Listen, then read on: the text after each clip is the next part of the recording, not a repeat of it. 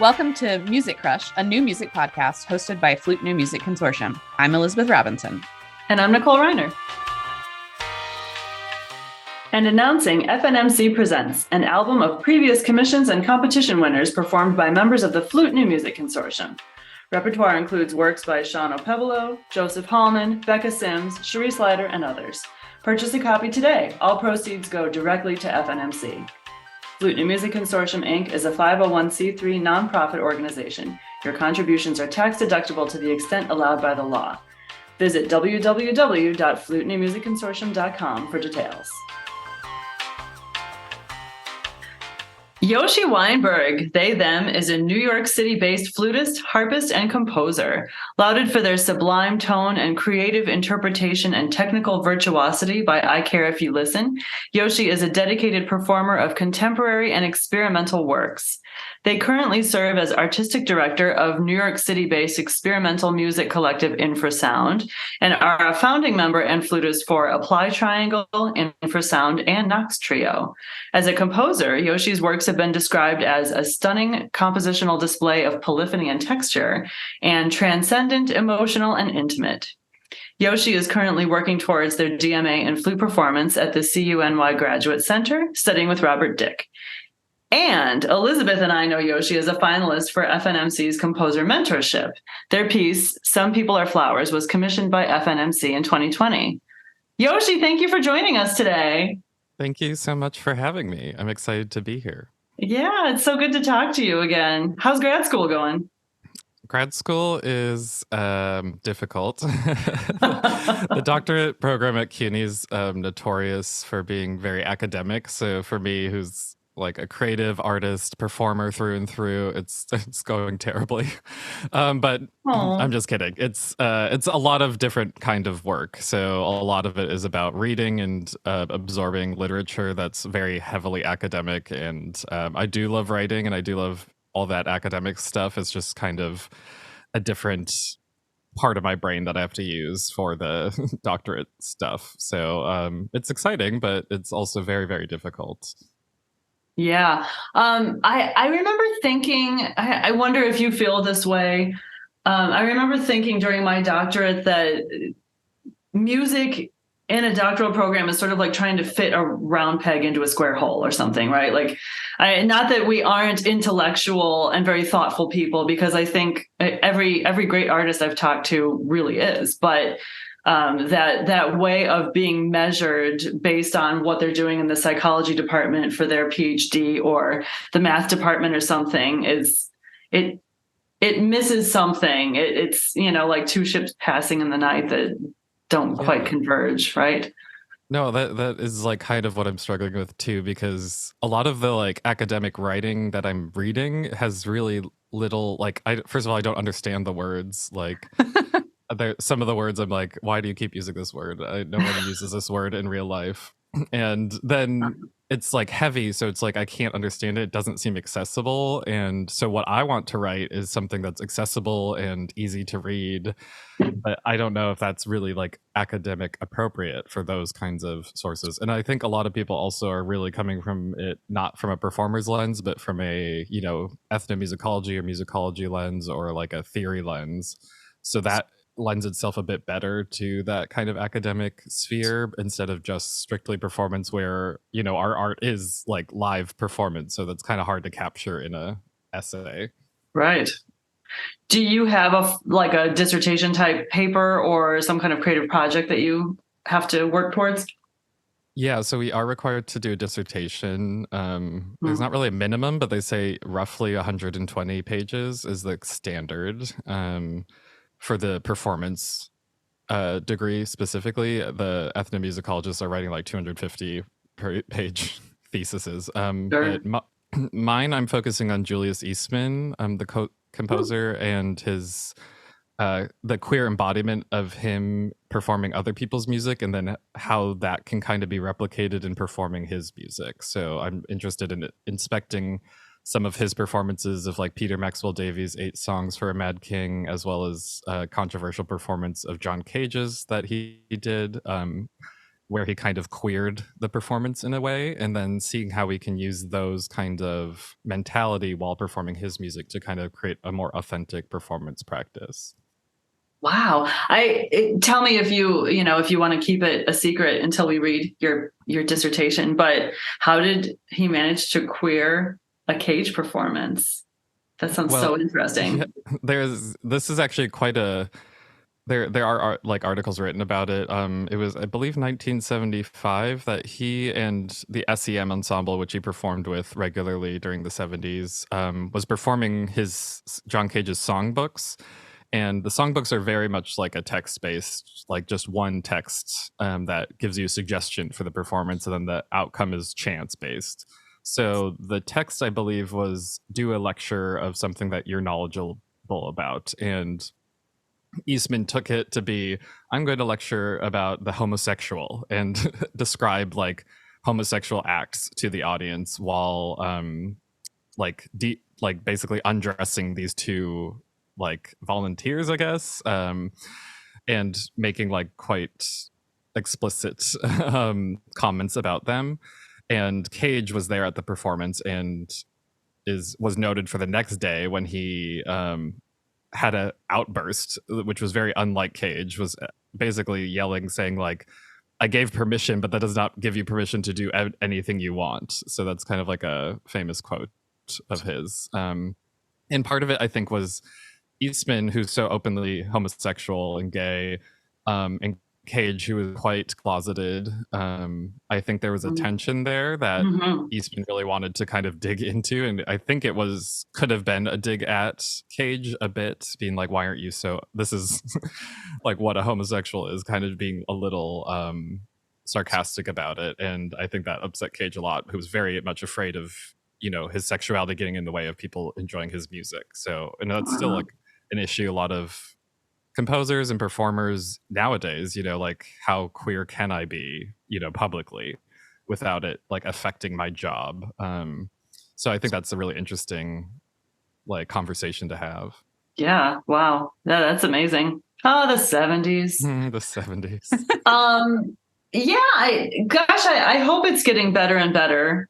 But of course, I'm saying this from the lens of being a straight white woman and cheering on my friends.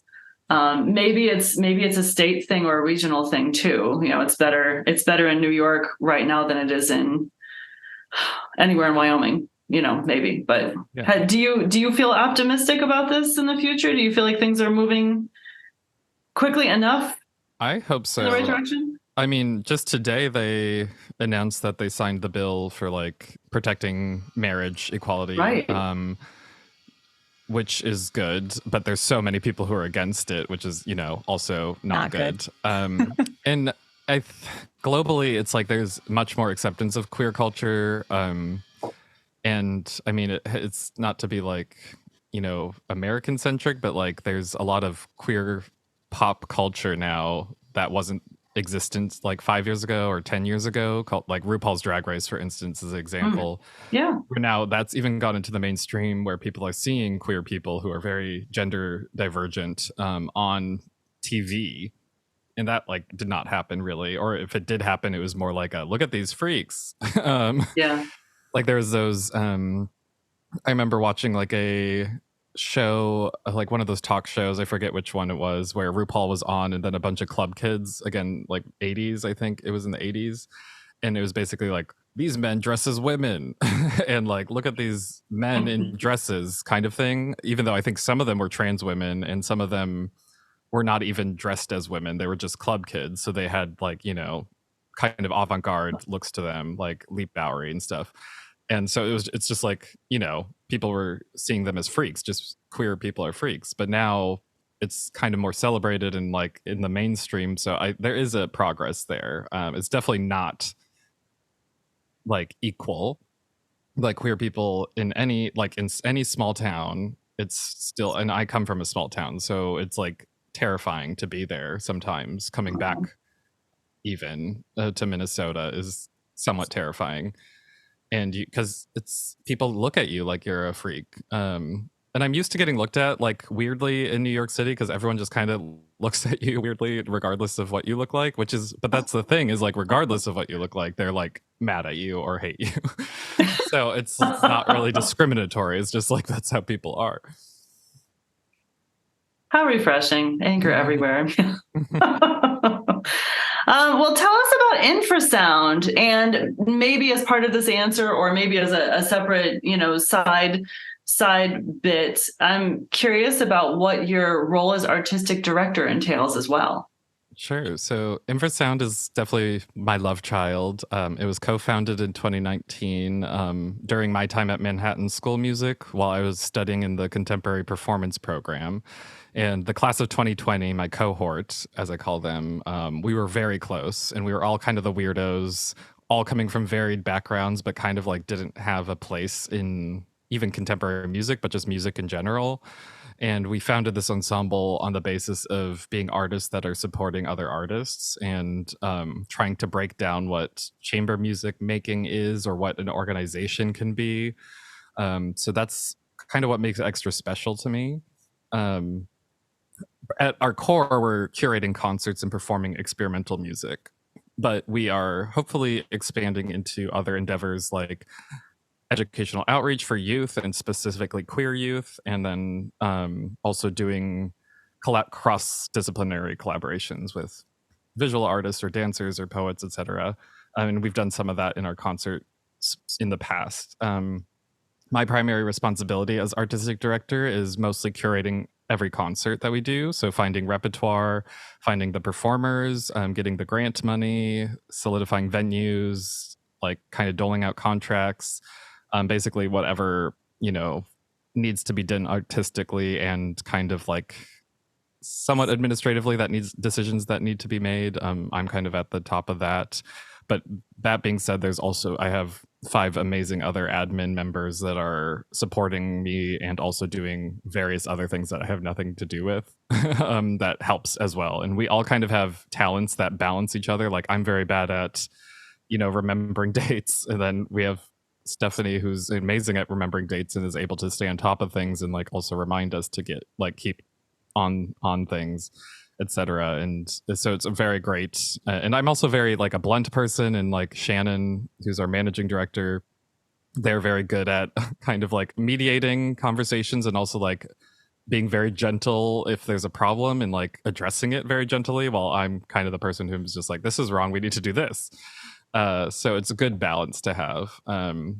Yeah, and I think since we're a relatively new nonprofit on the scene, we're still like growing and learning, and we're very much in the growing pains of our organization. But I'm learning a ton as an artist and an administrator and a leader of a nonprofit organization from this. So it's really exciting for me. I don't know if the growing pains ever go away. So just enjoy those, Yoshi. Yeah, that's fair. That's very fair.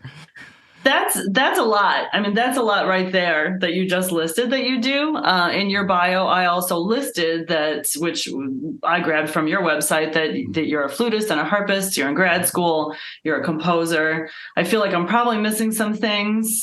There probably are more items on that list even. How do you manage to keep all these plates spinning?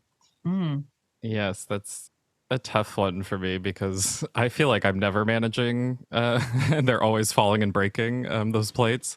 But I do like secretly, my biggest commitment every day is to take time to rest and to find time to rest. So I try to nap every day for at least an hour. If I can. If I don't have the time, then I try to do like 20 minutes of meditation or yoga in the evening. And that's kind of an important tenet of my life, is to rest every day, because I feel like with all these plates spinning and all of these commitments I have, I could definitely lose sight of my own bodily and mental health. And so those times to rest are just like moments for me to check in with my body and be like, okay, you can take a break for a sec. Smart. Yeah, I feel like when I was younger, that was something you would never want to say out loud. It was very valiant to just sort of white knuckle it through and do a poorer and poorer job at everything when you were white knuckling. And I hope this is not just a trend, but something that more people make permanent parts of their lives. That if you're a plant, you're basically a plant, but you have to feed and water yourself, right? Absolutely. Otherwise, you can't function. All of your degrees are in flute performance, right? Yep. Correct.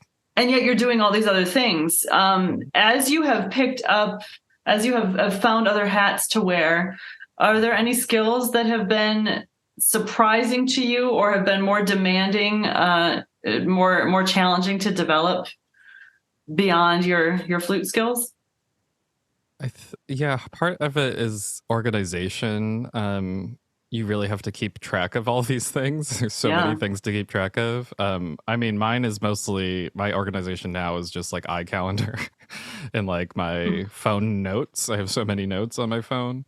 I did do a bullet journal for like about a year, and that was fun. But I'm very bad at like keeping tasks going once like those things like kind of out of my way and being like, oh, I got to do that every day. I have a friend, Stephanie, who has had like one of those daily journals where she writes like one sentence about the day, and she's done that for like 5 years and has like all of these memories, and will be like, oh my gosh, this date, like we did this together. I was like, I don't remember what I ate for lunch yesterday. It's amazing to me that people like keep track of things like that so well, and I do not. I have very bad memory, actually, and it's mostly, I think a lot of it's probably anxiety, and like just being so busy that you kind of just my mind's constantly going at 110%, and it does cause some fogginess where I wish it didn't. But yeah, organization and staying like on top of your commitments is so important, and like having like deadlines. I've never really missed a deadline ever. There's been deadlines that I gave up and was like, I can't physically or like mentally do this application for whatever reason. I just said, I'm not going to do that. But for the most part, when I make a commitment, I definitely stick to it, and I show up on time, and I show up prepared. And I think that's the biggest thing you can do is just show up prepared and show up on time, show up. Yeah, absolutely. I want to talk to you about living in New York, and I don't have a succinct question for this. Yeah, that's promising, isn't it? But you in our notes. Yeah, well, you grew up in Minnesota. I grew up in Illinois. So we both grew up in the Great Lakes area of the Midwest. Yes. And then you moved to New York. And I can remember as a kid sort of hearing randomly from people like, oh, if you're in the arts, you have to go to New York. It's the only place where you can claim that you've made it, as if you've made it in New York. And I remember as a snotty, and I know jazzers and dancers, and many artists get told this, not just classical musicians. And I remember as a snotty, know-it-all teenager thinking like, that's stupid. I'm not doing that. Why would it have to be one city? And it looks really expensive. I'm not gonna. But I will say, as I have aged, in my limited experiences being in New York and participating in the arts, or even just spectating in some way, and in the conversations that I have with people like you who are working as artists in New York, it does seem like a very special place. It does seem like a place where things happen that you don't hear about happening anywhere else in the country. What do you think of New York? I mean, having come in from a small town in Minnesota, you've been there a while now. What has that experience been like for you, making that transition artistically and now being a New Yorker? Yeah. I was born in Minneapolis, and then, or like a suburb of Minneapolis, and then quickly moved down south to a southern Minneapolis farm town area, and grew up basically my whole childhood and into high school there. So I was not even aware New York City like was a thing, or like you hear about New York City on like in like magazines or like on the TV, and you're like, that's a place that doesn't seem real. Like it never seemed like an option for me personally, and I never really cared to go there. And then I moved to Minneapolis after I graduated St. Olaf College in 2015. And I was freelancing in Minneapolis for 3 years. And Minneapolis is a city. It's not a huge city, but it is a city. And it's a very nice city. And I'm very glad for my time there because it was kind of where I was able to grow and really solidify what my interests were and like where I wanted to go. And so when the opportunity arose to like audition for my master's program, the only two places I was thinking of were Eastman and Manhattan School of Music's contemporary performance program. Honestly, I don't know why I wanted to go to Eastman. In hindsight, it would not have made a good fit for me at all. Yeah. But at the time I was like, well, this is like it's either this school or that school. And so I visited New York City for my audition and I was just like taken by it. It was instantly like love at first sight kind of. I felt like at home basically, where I'm like, this seems like I love living here. Like I love being here in this environment. There's people everywhere. It's shocking how many people there are. But also just like you look at the city and you're like, oh my gosh, there's like towers, you're like in a concrete jungle, but then there's like little forests that are inside the city. Like, and you're like, what is happening? And so when I moved here in 2018, it felt correct. Like I felt like I needed to be there. I didn't quite understand the culture and the like artistic culture as much as I do now. When I moved there, because I was moving because I had a specific reason to, that was for school.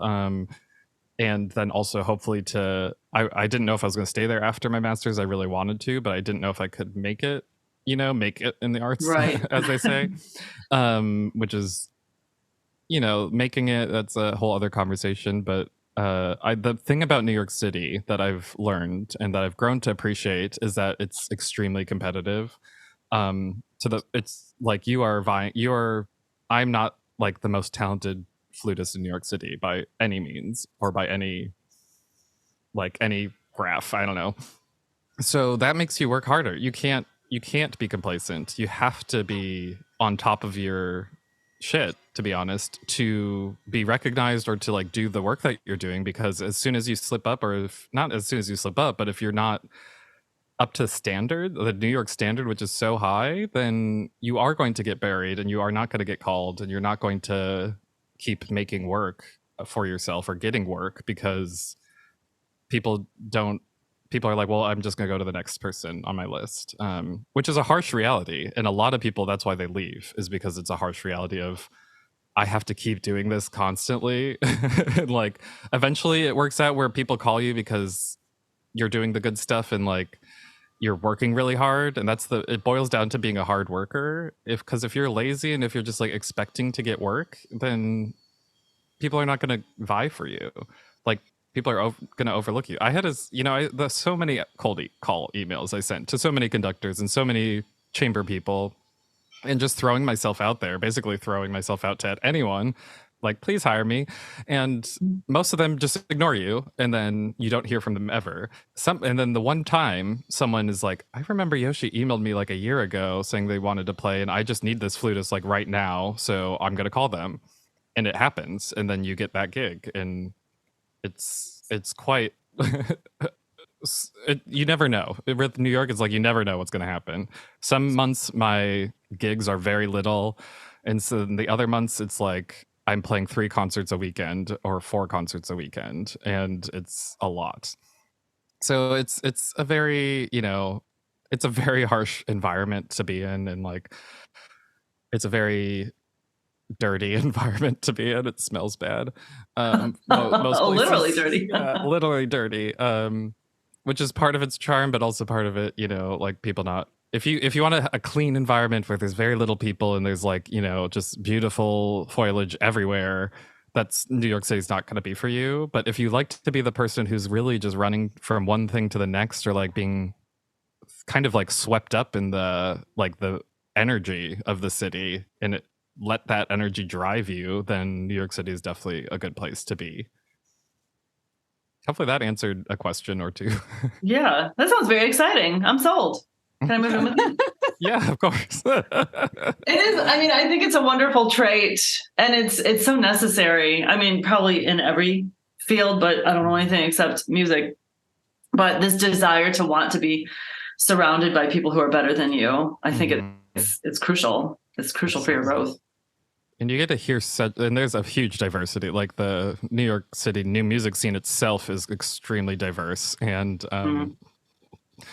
I love Elizabeth's dance. I know the audience I know, it's can't adorable. See it, but it's so cute. So there's definitely like you can see any show any day. Like every day there's several shows going on. So there's a limitless pool of inspiration. And I've definitely had moments where I've gone to a concert and been like, well, this was not as inspiring as I was hoping it would be. But I've definitely come away from some concerts being like, I don't think I've ever seen something like this, or didn't even think this could happen in a city, you know? Yeah. So it's surprising. It's very surprising. That's cool. I really like listening to people talk about the different environments that make them feel motivated to be successful. And I think particularly listening to you talk about what kind of lights you up, I can tell that we're very different people, but it's kind of exciting to see and hear the joy in your voice as you're talking about a situation that's obviously working for you.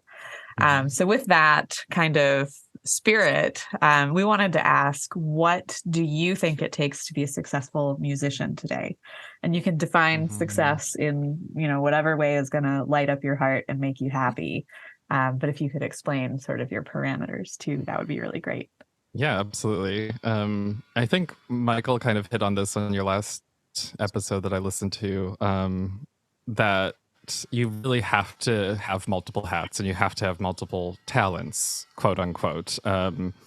Because I think the days of like winning an orchestra job at age 21 and then just living off that salary for 50 years is just like it's not going to happen for the majority of musicians. Of course, there are like a rare few that it does happen for, and great for them. But that's like maybe like 10 jobs a year, maybe, that you can win. And most of those chairs are just kind of rotating through the different orchestras. It's like one gets that job, so then the other one goes to that one, and then it's just like a whole switcheroo. So for the most of us, that's not going to happen. It's not practical. And it's also, that's the only job that you really do get like full salary with benefits, besides like if you do army, or army band or orchestra or whatever like that. So I think it's important for us as, well, at least the younger generation of musicians who are coming into the scene or who wants to come in as just a performer or whatever, you really have to find something else that's not your main instrument and nurture that talent almost as much, if not more, than what your primary instrument is. And you need to find an environment that nurtures that. Because if you go to a conservatory where they're like, nope, you have to practice 9 hours a day to be good, sorry, that's not going to work out for you in the end. You have to be good at your instrument, yes, but like you also have to be a well-rounded musician to be an artist, or a well-rounded person to be an artist. Like there's a difference sometimes between being an artist, performing artist, and being a very talented musician in some cases. And the line is very thin, but I find that most of the time the performing artists are the ones who are getting more opportunities than the really talented musicians. So for success, I don't really view myself as successful, or I'm never being like, such a successful day today. I'm mostly like, okay, let's go to bed. But I feel like because success is so often just measured against someone else or someone else's standard. And I'm like, I don't fit that standard, so I'm not going to measure myself against that. That doesn't make sense for me in my art or what I'm doing. So I'm not going to like try to be like replicating Emmanuel Paoud's, career. And I think you should definitely be happy with people's career as well. Like what they're great. They're doing that very successfully, but that's just not for me. And so being happy with where you are and enjoying the things that you're doing, like specifically enjoying them, and being financially able to support yourself doing those things, those are kind of the measures that I view as, successful versus not, And that being said, you don't have to make all of your income off of performing. And I actually recommend that you don't do that, because you'll be very poor and you'll be very struggling. So like until last year, until literally this year, I had a part-time job since 2013, and it's ranged from being, you know, a barista to like being a ticket office support to like working at, you know, a box office at the Public Theater in New York City for so many years. And I did that because it kind of gave me first of all, a paycheck every week, which was nice. And then also like an opportunity to kind of just leave the music scene and like meet other people and like really interact with other people and like kind of just like experience the daily grind without having a full-time job. A lot of my friends now actually do have full-time jobs as well as performing, which I think is very tough. And it makes it very difficult for them to do as much quality performing as they want to, and they definitely have to say no to a lot of opportunities because work just gets in the way. But having a part-time job that is flexible with your schedule was extremely beneficial to me. And I definitely recommend people just try it out and work in customer service because it really does suck and you should experience it because it makes you a better person. It makes you be able to interact with other people. Even if you're feeling some sort of way, you're able to like turn on that customer service voice and like interact with that really nasty conductor and being like, oh, thank you so much for that, you know, and like I really enjoyed working with you kind of deal that you have to do because you really have to be, you know, front to some people. So that's kind of, yeah, that's what I view success as, is doing stuff you like and, you know, making money off of it. I hope. I wish we were making more money. I wish they were supporting the arts, but that's really not, that's out of our control. It's more into the government's control and the, you know, the high end politicians, which is not a great place for, you know, our futures to be in the hands of, but it is what it is. As you were talking, you said a few things that I really like to hear and that are things I would love to share with several of my current students. You talked a little bit about being well-rounded and finding other skills that you can use to sort of supplement or complement your musicianship and your artistry. Do you have any advice for young folks who maybe see themselves moving to New York in a couple of years or who want to find their own version of Yoshi's path about how to figure out what that's going to look like for them? So have a solid idea of where you're wanting to go. Like, even if it doesn't have to be specific, but you have to be passionate about something and you have to have an idea of where that passion can take you and a realistic view of where that passion can take you. Most of it's who do you know and where are those people that know you and know your talents, or where can you meet people that will like want to know your talents. And if there's a lot of people in New York City that you know, then that is a very good place to go. If there's somewhere in Chicago, or if there's somewhere like Seattle or something that is also a lot of people know there, and or that you would like to get to know, then those are also great places to go. Not just those two cities, but like anywhere that has a community that you've kind of started to foster. When I moved to New York, I did have some very close friends here. And so those people were my rocks for a lot of the time while I was getting introduced to a lot of different people and a lot of different things. It's very tough to move to New York City with no plan. Please don't do that. Please move to New York City with a job that is lined up, and at least, even if it's a part-time, like kind of not great job, like you can always get out of it. People are always leaving jobs constantly. It's like, it's fine to quit a job. I had a job during, like, I was laid off from my part-time job at the beginning of the pandemic. So I took a different job at the Botanic Garden as just like a minimum wage, like at the gate, like giving out tickets. And I did that for like 3 months and then I just quit because I was like, I'm done with this. And it was fine. It did not hurt me in any way. It did not hurt them. It was good for me, and it was, you know, there's opportunities. Finding a job in New York City is so hard. So if you can get one before you move here, like if you have any connection to anyone, find out where they work and then ask them to hire you. You know, that's important. I think, is having a plan, specifically for New York City, but like also just in general. And then you will discover a lot about yourself and also about your passions, and those might change over the course of time. But if you like, I've always known what I wanted to do since I was little. I knew I was going to be a performer, and I knew I was wanting to perform on an instrument and make music. And that vision's changed. Like, I used to want to be the principal of the London Symphony, and now, you know, that's not so important to me. But I knew very much that I wanted to be performing. And no matter what I did or where I was going to be doing that. And so that has led me to this point, you know, just that constant reminder that I want to be doing this. And I have a very clear idea of myself as a performer. So that's, you know, my biggest advice is just kind of knowing what you want. And if you don't know that yet, that's okay. You'll take time. I don't know, like in your, wherever you want, just go somewhere, go to Atlanta, Atlanta, I don't know, Atlanta, Georgia, go to Atlanta, Georgia and find your passion. I've never been to Georgia, but I was going to say Antarctica or something, but like ridiculous. And I was like, don't go there. Yeah. Just foster those passions, and, or at least give time to yourself to find those passions before you make a huge move to like going to New York City, etc. Let's talk a little bit about your composing. Yeah. So when FNMC originally commissioned you, it was for a different project called the Panic Etudes, and we were in the pandemic. Mm-hmm.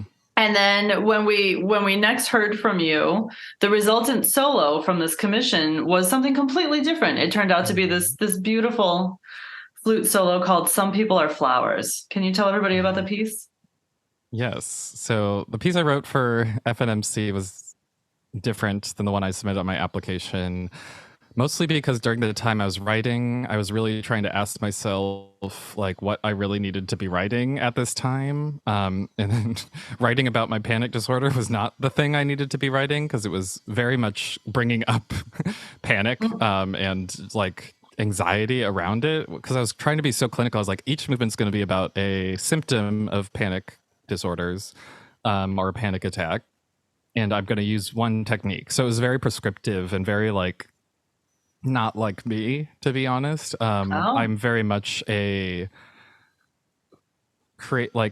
go with the flow, like write what you're feeling kind of person. So having something that was so prescriptive and like almost like, you know, like sanitary, I guess, in a way, I was really struggling to write any notes. Like I was not writing anything. So then I, you know, asked FNMC if I could veer from my original idea, and you were all so gracious to let me do that. And when I was able to kind of break free from some of those barriers I set up for myself, I wrote Some People Are Flowers in the span of several days. And it was really inspired by this poetry that I was reading by Will Ferris, who's a non-binary poet in New York City. And it was just an untitled poem that they had like on their website.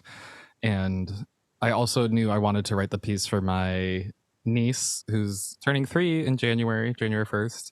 Wow. And her name's Violet. So I wanted to write a piece about that was dedicated to her, even though I played it for her and she had no idea what was going on.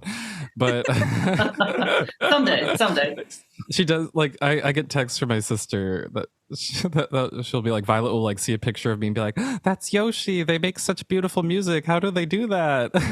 Oh. And it's like so sweet. And so that piece was somewhat a love letter to Violet, and also for those people who are exploring identity and kind of wanting to break free of, you know, society's standards of what they are expected to look like or what they're expected to feel like in their own body, or your own relationship with your body, and how sometimes it separates, specifically for trans people and gender nonconforming people, our identities around our bodies very tricky, because a lot of the times we don't feel like we own our body or that we don't belong in our body.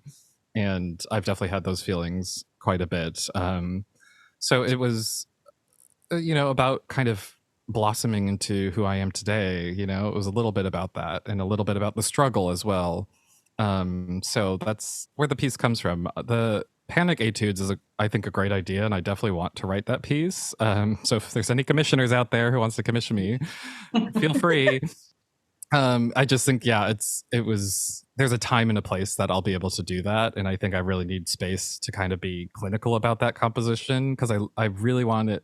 I feel like it would be important for my like catalog of compositions to add something that's kind of like an etude for extended techniques, because that's something I'm constantly exploring, and trying to do it in a fresh way that's kind of programmatic as well. Is something I like. Would you say that switching from the panic etudes concept, which was causing panic, maybe, to veering and creating Some People Are Flowers, was that therapeutic at all for you, or is that kind of a corny thing to say about the compositional process? The compositional process is so tricky because for me specifically, I feel like it comes in spurts. Like, and this is kind of what I do with managing both playing flute and playing harp and composing. It's like I have to shift my focus, my lens on different things. I can't have them just like on everything all at once, or else everything's going to be. So a lot of the times it's like I haven't played harp for months or something, and I'm just focusing on flute, or I'm composing that week, so I'm not even playing flute or playing hardly any flute. So it was tricky just because I was trying to get through like a writer's block kind of situation where I'm like, none of the things I'm writing sound good, and I don't like any of them. So when I was able to switch, I just kind of like was improvising. And most of my compositions, I'm just improvising and recording those or writing the improvised things down or notes that I was thinking. And once I was doing that, it was kind of just like, oh, I have an idea of what this is going to be. And it just kind of flowed out of me naturally. Yeah, there are some really beautiful gestures and just lovely colors that you create in that. So maybe those were some of those original recordings that you made. That's very interesting.